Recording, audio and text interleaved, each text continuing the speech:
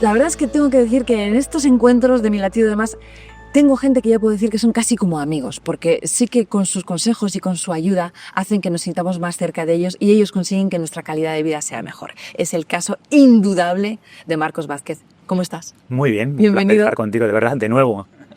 La verdad es que me estrené contigo cuando empecé a hacer estos encuentros presenciales y me dijiste sí. Y te tengo que agradecer que siempre dices que sí. Por supuesto. Y estás dispuesto a divulgar y a contar en ese fitness revolucionario que ya yo creo que es referente para muchísima gente que se quiere cuidar, ¿no?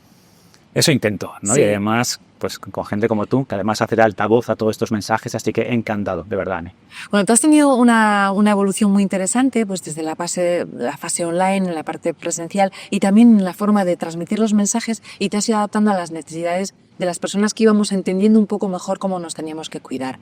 Y hoy traíamos el tema de la longevidad, de cómo nos vamos haciendo mayores, pero a costa de qué, con qué precio, ya que vamos a vivir más años, cómo vivir mejor. Me parece un tema interesantísimo, ¿no?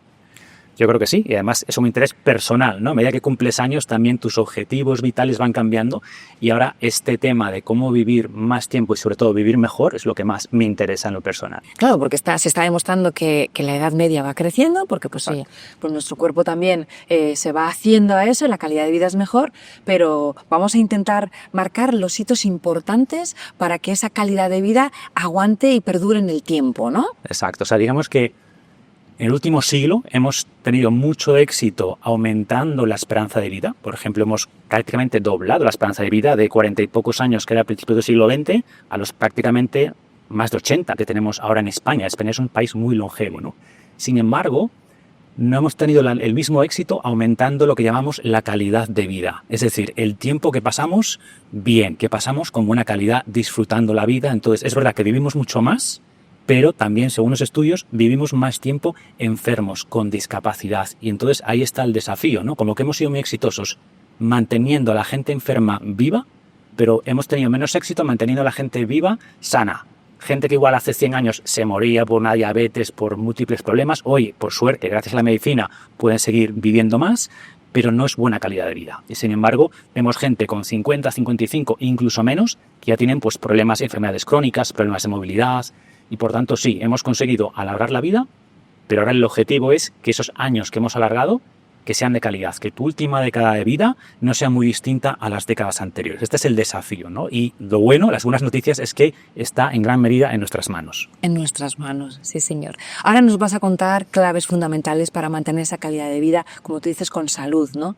Esa longevidad buena, sana. Pero ¿cómo se nota que no hemos cuidado bien el cuerpo y que a nivel físico, neuronal, está degenerado? ¿Cómo lo apreciamos? Bueno, digamos que parte es normal. O sea, el envejecimiento podríamos definirlo como esa pérdida gradual, paulatina de capacidades físicas y cognitivas que se produce por el paso del tiempo. Y es inevitable. Pero es verdad que gran parte de eso que llamamos envejecimiento en realidad es falta de cuidado, ¿no? Por ejemplo, sacamos muchas veces, es que me duele aquí, allá, que no tengo la fuerza de antes, la vitalidad de antes.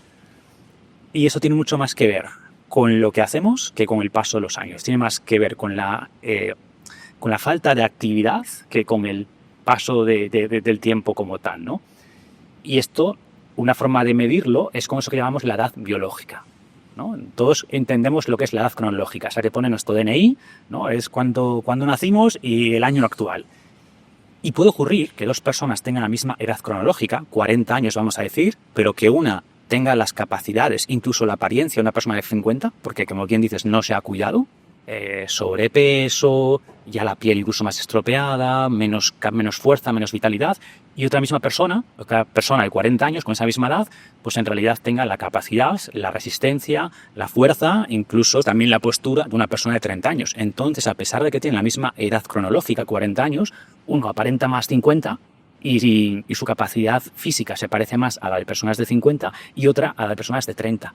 Y esta edad biológica es mucho más moldeable, mucho más flexible que la edad cronológica, que siempre avanza en la misma dirección, Claro, y para todo el mundo a la misma velocidad. Pero esa edad biológica es mucho más moldeable y tiene mucho más que ver con lo que hacemos. Se cree que es más o menos un 25% genes, o sea, es verdad que hay gente que tiene una mejor genética, ¿no?, de cara al envejecimiento, pero eso deja un espacio de un 75% para el entorno y principalmente los hábitos, lo que hacemos. Oye, Marcos, pero sí es verdad que a veces dices, jo, es que ya no tengo tanta fuerza. Para los que estamos acostumbrados a haber rendido deportivamente bastante bien, pues de repente sientes que los resultados no son los mismos y eso te desanima mucho. Entonces, entre comillas, te abandonas. Aquí es donde es el punto de inflexión en el que no, ni loco, no lo dejes ahí, ¿no? Claro. O sea, al final yo digo que tenemos como 3 objetivos que perseguir, ¿no? Si imaginamos estas capacidades físicas como una curva que yo llamo curva de vitalidad, pues queremos lograr 3 cosas. Primero, elevar esta curva de vitalidad, es decir, estar mejor ahora, en el presente, y mejorar la fuerza, la capacidad aeróbica, el estado de ánimo, la parte motriz, el equilibrio, sí. Exactamente, todo ahora, elevarla. Segundo, queremos ralentizar el descenso, queremos lo que se llama cuadrar la curva, es decir, que en vez de un descenso muy rápido, que esto ocurre en muchas personas, sobre todo a partir de los 45-50, pierdan capacidades muy rápido, pues queremos mantenerlas lo más arriba posible durante más tiempo y luego que baje muy rápido al final de la vida. O sea, morirnos muy rápido, ¿no? Dicen esto de morirme joven con muchos años, ¿no? Claro. Porque te mueres de una neumonía, pero después de estar escalando, yo que sé, el Kilimanjaro con 88 años. Ese es un poco el objetivo. Y tercero, alargar esa esperanza de vida, o sea, vivir más años. Pero no solo vivir más años, sino es vivir mejor ahora, elevar esa curva de vitalidad, cuadrarla, o sea, que esa curva baje lo menos posible, baje lo más despacio posible, y luego extenderla. Entonces, es inevitable que esa curva descienda, va a descender, sobre todo en personas que como tú, relativamente joven, pues tenías una muy buena condición física. Pues las personas que entrenaban mucho, o sea, a nivel físico o a nivel cognitivo, pues evidentemente no van a tener con 60 años la misma capacidad que con 30. Pero sabemos que ese descenso puede ser mucho más gradual de lo que pensamos, ¿no? Y por tanto, en vez de un bajón rápido, pues que ese bajón sea mucho más lento. Lo peor que puedes hacer es, bueno, como pierdo capacidades, pues ya me abandono. ¿Qué vas a hacer? Que ese descenso sea mucho más rápido, ¿no? Yo a mí me suelo decir, a ver, si no hago nada, peor. Mejor que haga algo, porque va a ser un punto de partida y al final una cosa alimenta a la otra y quieras que no, pero el día que estás desanimado es el día al que te tienes que obligar. Y yo aprendí esto de ti, además, claro, que dijiste, te estás cansado, entrena también. Exacto, digo esto de si no tienes ganas, entrena sin ganas, ¿no? Y muchas veces las ganas vienen después. Muchas veces las ganas o la motivación son la consecuencia de haberlo hecho. Muchas veces no nos apetece entrenar, pero nos alegramos después de haber entrenado, ¿no? Claro, es que poco se habla de la desmotivación cuando uno llega a una edad un poco más avanzada. Bueno, pues voy a por los tips, las claves fundamentales para evitar o retardar un poco esa degeneración. Yo diría que la primera son muchas cosas, ¿no? Podemos hablar de la parte de alimentación, de la parte más de creencia, que es súper interesante, la psicología del envejecimiento o de la longevidad, pero si tuviéramos que tener una palanca, o lo que yo llamo el elixir de la juventud, para mí es la actividad física en general, ¿no? Primero, llevar una vida más o menos activa. Sobre todo ahora tenemos trabajos muy sedentarios, pues intentar llegar a esos famosos, iba a decir 10.000, vamos a dejarlo en 8.000, ¿no? Según los estudios, a partir de 8.000, 9.000 pasos al día, tampoco hay mucho más beneficio en términos de longevidad, ¿no? Es decir, tener una base de movimiento y sobre esa base empezamos a construir, por ejemplo, fuerza, que es algo de lo que hablamos en la charla anterior. Sí. Muy importante desarrollar esa masa muscular. Esa masa muscular, el músculo no es solo un órgano endocrino que genera un montón de compuestos que nos hacen estar más saludables, que mejoran incluso la capacidad cognitiva, sino que el músculo es una especie de seguro de salud, ¿no? Es lo que va a prevenir las caídas, la fragilidad que ocurre con el tiempo. Y después hay un indicador muy importante que es el VO2 max, que es básicamente la capacidad cardiorrespiratoria. ¿Cuánto oxígeno puedes procesar, ¿no? Pero de manera muy sencilla es cuál es tu capacidad cardiovascular. Y se ha visto que este V2 max, que es algo que podemos medir, pues correlaciona muy bien con la salud y con la longevidad. Personas con más V2 max, con más capacidad cardiovascular, viven más. Y esto, por tanto, ¿qué nos indica? Pues que ese trabajo aeróbico también es muy importante, ¿no? Entonces, fuerza, trabajo aeróbico. El tercer elemento es lo que se llama entrenamiento de alta intensidad. Meter alguna sesión de entrenamiento donde elevemos mucho las pulsaciones cardíacas, ¿no? Es decir, meter, o en el caso de personas, como tú era tu caso, que hacías atletismo, las famosas series. Oye, pues hoy en vez de correr a baja intensidad mucho tiempo, vamos a hacer unos sprints, sprints de 30 segundos, 20 segundos. De trabas la capacidad de recuperación cardiovascular. Mejora, exacto. Subes muchas pulsaciones, trabajas la capacidad de recuperación. Entonces, ese componente. Y el último componente es ese aspecto más de control neuromotor, es decir, mejorar el equilibrio que va a evitar caídas con el tiempo, ¿no? Entonces, son muchas cosas, pero no quiere decir que sean cosas separadas. Por ejemplo, si haces un trabajo de entrenamiento de fuerza, donde haces sentadillas con 2 piernas a una pierna, también estás trabajando el equilibrio, estás trabajando ese control motor. Entonces, no es que no pensemos en que tienen que ser cosas separadas, porque la gente dice es que no tengo días en la semana para hacer todo. Y la propiocepción también, de la conciencia. El equilibrio tiene que ver con esa propiocepción, con mejorar el control de tu cuerpo en el espacio, ¿no? Muy bien. Que tiene mucho que ver con esto. Por ejemplo, se ha visto que personas que hacen deportes que trabajan más este componente, ¿no?, de equilibrio, de coordinación, pues tienen también más volumen cerebral. Es decir, el cerebro, una de sus misiones principales es controlar el movimiento, ¿no? Y por eso la gente que solo hace deportes muy unidimensionales, como correr, como andar en bici, ojo, que está muy bien, pero no desarrollan tanto estas capacidades, ¿no? Y deportes que implican un poquito más de equilibrio. Comentábamos antes de empezar a grabar que uno de los deportes que más se asocia con la longevidad es el tenis o juegos de raqueta, ¿no? Tiene varios elementos, no solo pero el hecho de tener que trabajar con precisión, ¿no? De tener que acelerar, frenar y hacia todos los lados, adelante, atrás, en diagonal. Mientras que deportes como el running es siempre hacia adelante, la misma dirección, no trabajas tanto esos componentes. El foco también. El foco, exactamente. Claro. Y el componente social, ¿no? Cuando juegas al tenis, juegas con otra persona, después de la partida igual te tomas algo con esa persona. Pues no es únicamente el juego en sí del tenis, pero junta muchos elementos que al final trabajan lo que decíamos antes, ¿no? Pues la parte aeróbica, la parte de fuerza.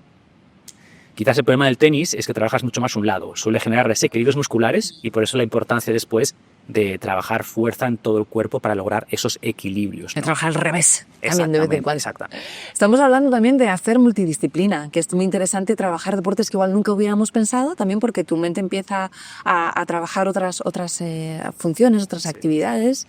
Esa es la parte física, que yo creo que es la que tú más explicas mucho y yo creo que la tenemos clara. Dentro de tus explicaciones has tocado una parte social que me interesa también. Sí. ¿Tiene algo que ver con la degeneración biológica, mucho. Física? Sí, es algo a lo que no se le daba importancia. Se hablaba mucho de la parte de actividad física, de la parte de alimentación, que son súper importantes, por supuesto, pero se le daba mucho menos importancia a la parte social. Y sin embargo, estudios recientes nos dicen que el componente social, cómo de conectado te sientes con tu comunidad, con tu tribu, etcétera, etcétera, influye muchísimo en cómo envejeces. De hecho, el estudio que es más longevo, ahora que hablamos de longevidad, es el Harvard Study, Adult Development Study, ¿no? Como desarrollo de personas adultas. Y una de sus principales conclusiones es que la calidad de tus relaciones personales a los 50 años es el mejor predictor de longevidad y de felicidad con 80 años, ¿no? Y es algo a lo que no se le daba importancia. Hay un concepto muy interesante que es el efecto Rosetto, que esto se vio en un pueblo de Estados Unidos en los años 50, que era un pueblo que tenía muy baja enfermedad cardiovascular. Y no entendían por qué los investigadores, porque no tenían especialmente buenos hábitos, ¿no? Fumaban como los demás, bebían como los demás, no eran especialmente activos, y se vio que era un pueblo de inmigrantes italianos, pero que tenían era mucha comunidad social, ¿no? Que jugaban los niños en la plaza, mientras los mayores se sentaban todos juntos, comían todos juntos los fines de semana, vivían en casas intergeneracionales, varias generaciones en la misma casa. Y se vio que eso era lo que realmente les protegía. Y cuando y el sentido de pertenencia, ¿no? El sentido de pertenencia a una comunidad. Claro. Y tiene sentido, ¿no? O sea, esto lo sabemos hace mucho tiempo. Lo que se ha descubierto más recientemente es por qué, a través de qué mecanismos. Pues sabemos que ese sentimiento de conexión reduce el estrés, el cortisol, reduce la inflamación crónica de bajo grado, que son factores clave del envejecimiento, ¿no? Y por tanto, sentirte conectado, sentirte que estás protegido de alguna manera por tu comunidad, que tienes relaciones profundas, es súper protector de la salud y, por tanto, de la longevidad. Factor fundamental, la alimentación. Acabas de hablar de la inflamación. Cada vez se está demostrando más que los productos ultraprocesados, no solamente el que comemos, sino cómo lo comemos, cómo lo cocinamos. Aquí esto es un mundo, pero es fascinante, importantísimo también para la degeneración física, ¿no? Sí. Y como dices, a veces nos obsesionamos con qué comer y a veces tenemos que empezar diciendo qué no comer, ¿no? Y ahí está claro, o sea, sabemos que esos ultraprocesados, esos alimentos producidos con materias primas baratas, con harinas refinadas, con muchos azúcares, pues se asocia como a un envejecimiento mucho más acelerado, ¿no? Y dentro de estos son especialmente dañinas estas bebidas azucaradas. ¿Por qué? Porque son calorías vacías y además como que no tenemos mecanismos de protección contra ellas. ¿A qué me refiero? Que tú te bebes 3 bebidas azucaradas de estas, no vamos a decir marcas, y tu cuerpo ni se entera. O sea, es como que no ha comido nada y por tanto estás metiendo muchas calorías.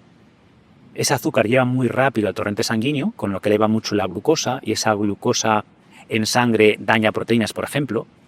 De hecho, hay un indicador que es la hemoglobina glicosilada, que es como cuánto se han dañado tus glóbulos rojos con esos excesos de azúcar, ¿no? Se cree que hasta el 7% de las muertes prematuras se deben al consumo excesivo de estas bebidas azucaradas. Entonces, eliminar estas bebidas o reducirlas mucho, esos ultraprocesados sería el primer paso. Y esto no quiere decir no comerlos nunca, ¿vale? Tampoco seamos talibanes de la nutrición, y también es verdad que cuanta más actividad física, menos daño te hacen estos alimentos. Si te bebes una bebida azucarada y después te vas a hacer atletismo, bueno, pues tus músculos van a coger esa glucosa de sangre y la van a convertir en energía. No quiere decir que sea inocuo, no estoy diciendo, no, si haces ejercicio puedes comer esto, idealmente no, pero el impacto en tu metabolismo es muy distinto si eres sedentario o si eres activo, ¿no? Entonces, intentar limitar todos estos alimentos o productos alimenticios, no me gusta ni llamarlos alimentos, y luego incluir pues esos alimentos que sí nos nutren de verdad, ¿no? Y hablamos pues de verduras, de frutas, que aportan un montón de polifenoles, de antioxidantes, aportan esta fibra que es tan importante para la microbiota, ¿no? Por ejemplo, se está hablando muchísimo de cómo tener mayor diversidad microbiana aumenta la longevidad. O sea, la microbiota también influye mucho en cómo envejecemos, ¿no? El aceite de oliva famoso, ¿no? Se cree que el aceite de oliva es uno de los componentes que hace que las poblaciones mediterráneas sean tan longevas, porque tiene un montón de polifenoles que nos ayudan también a envejecer mejor. Y luego, pues también consumir suficiente proteína. Sobre todo en personas mayores se ha visto que uno de los problemas es que pierden masa muscular, esa famosa sarcopenia, y consumir suficiente proteína, proteínas de calidad, también es importante para esta población. Y por último, no comer demasiado, ¿no? Esto es algo que ya las antiguas civilizaciones lo sabían. Tenemos un montón de dichos famosos, ¿no? Por ejemplo, los chinos, las culturas chinas decían, oye, que el 80% del estómago te alimenta a ti, y el 20% restante alimenta a tu médico, porque es ese exceso el que te daña. Lo decía Benjamin Franklin, esto de que una panza llena es la madre de todos los males, ¿no? O sea, ¿y cómo sabemos si estamos comiendo mucho? Con tu composición corporal. O sea, si tienes mucho sobrepeso, bueno, si tienes sobrepeso es un indicio claro de que estás comiendo más de la cuenta. Pero tampoco nos engañemos. Hay gente que igual se ve sana o se ve delgada, pero no está sana, ¿no? Porque no es solo el peso total, sino la composición corporal. Es decir, cuánto músculo y cuánta grasa tienes. Y hay personas que tú las ves con ropa y aparentemente están bien, sin embargo, pueden tener disfunción metabólica, porque puede ser que tengan, más grasa visceral. O sea, la grasa que se almacena incluso aunque no tengas una barriga muy pronunciada, esa grasa visceral aumenta la inflamación, interfiere con el funcionamiento de los órganos. Yo siempre digo esto de que nos hemos obsesionado con el exceso de grasa, que en parte tiene mucho sentido, por supuesto, pero muchas personas mejorarían más su salud al construir un par de kilos de músculo que al reducir 2 kilos de grasa. Y si logramos hacer las dos cosas, ganar masa muscular y perder grasa, mucho mejor, ¿no? Entonces, ese elemento de no solo importa lo que comes, sino cuánto comes, y que un exceso de alimentación no nos beneficie, o sea, sabemos que reduce la longevidad, pues también tenemos que tenerlo en cuenta para ajustar las porciones. Más pilares: alimentación, ejercicio físico, por supuesto la parte social. Sé que me vas a hablar del descanso y no sé si se me escapa alguno más, pero... Si quieres, tocamos el descanso, y para terminar me gustaría hablar de tener la parte más psicológica o de propósito de creencia. Perfecto. También es súper interesante, ¿no? Descanso, pues también lo sabemos. O sea, mientras dormimos ocurren un montón de maravillas metabólicas en el cuerpo. Por ejemplo, el cerebro durante la noche elimina un montón de proteínas dañadas que, si no las eliminamos, con el tiempo contribuyen a estas enfermedades neurodegenerativas, Alzheimer, demencia, etcétera, ¿no? Durante el sueño, digamos que los recursos que durante el día se dedican al movimiento, lo que hace el cerebro es, bueno, vamos a quedarnos quietos para que esa energía la llevemos a procesos más regeneradores, reparadores, aumentar la capacidad del sistema inmunitario. El sistema inmunitario es el que nos defiende de todo tipo de enfermedades, incluyendo el cáncer, ¿no?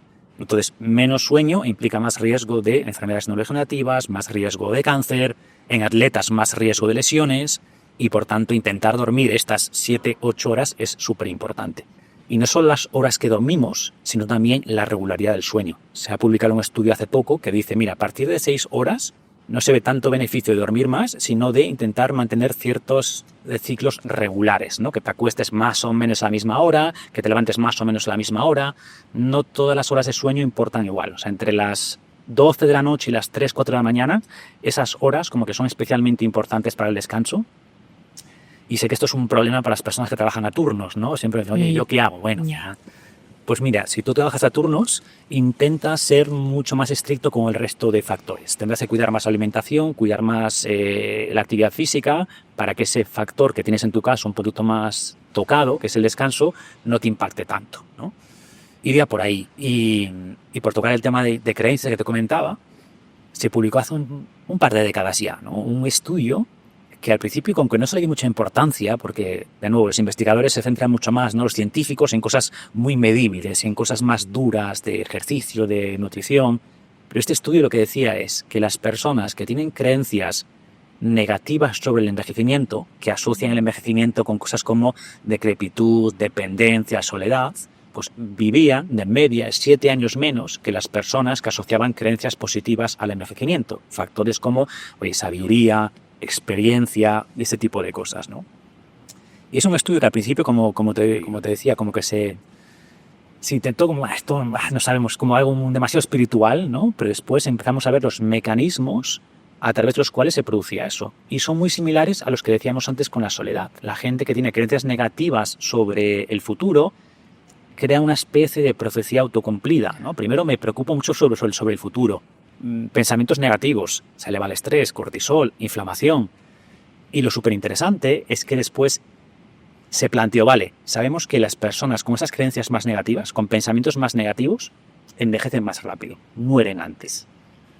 Y hay el componente genético, ¿no? Hay gente que, pues eso, de manera innata, se preocupa más por el futuro, tiene creencias más negativas, pero ¿somos capaces de modificar esto? Pues hizo un estudio en la Universidad de Yale que se vio que al intentar mejorar estas creencias, pues las personas en las que se hacía esta intervención, en las que se mejoraban estas creencias a través de ciertas herramientas psicológicas, envejecían más lento en los siguientes años, ¿no? Entonces, es súper interesante cómo el papel de las creencias, del cerebro, también influye en los procesos de envejecimiento. Esta idea de que lo que creemos, lo creamos, ¿no? Que suena un poquito New Age, pero que es real. Pero me encanta que lo abordes que también. Es real, porque y que la ciencia empieza a investigar ese tipo de cosas. De hecho, hace poco viajé a Barcelona para entrevistar a Bruce Lipton, que es uno de los expertos en el ámbito de la epigenética.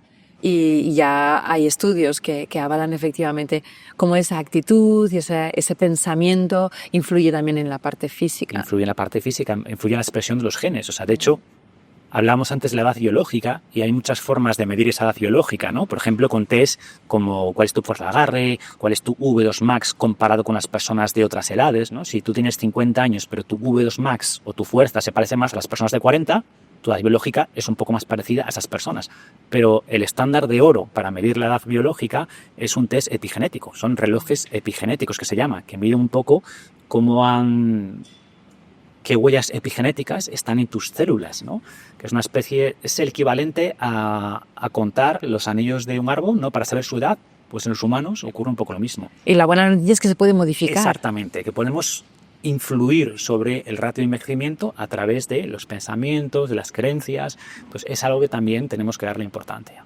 Sentido común, actitud, cuidarse, querer, creer. Pregunta personal para ti.